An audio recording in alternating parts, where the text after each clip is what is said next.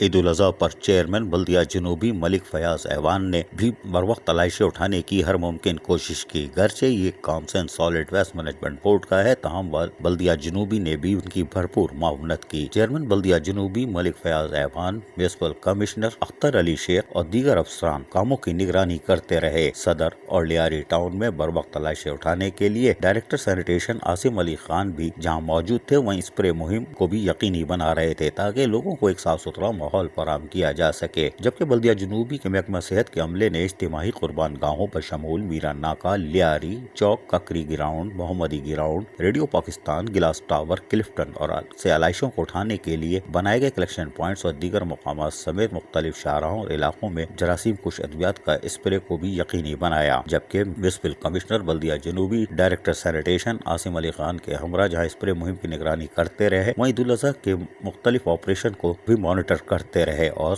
ہدایتیں جاری کرتے رہے۔ اس موقع پر میونسپل کمشنر اختر علی شیخ نے کہا کہ عید سے قبل محکمہ صحت کی جانب سے ڈیبریز اٹھانے اور محکمہ باغات نے سڑکوں پر گرے درختوں کو، شاخوں کو اٹھانے کے کام کو پہلے ہی مکمل کر لیا تھا تاکہ عید پر کسی قسم کی مشکلات نہ ہو۔ جبکہ چیئرمین بلدیہ جنوبی ملک محمد فیاض ایوان نے کہا کہ بلدیہ جنوبی نے بارش کے حوالے سے تمام تر تیاریاں مکمل کر رکھی ہیں، ڈی واٹرنگ پمپ وغیرہ تیار ہیں، اگر بارش ہوتی ہے تو عملہ فوری طور پر سڑکوں پر آ جائے گا، جو کہ گزشتہ 15 دن سے کاموں میں مصروف ہے۔ عزیز عارف، KBS بلدیاتی نیوز، کراچی۔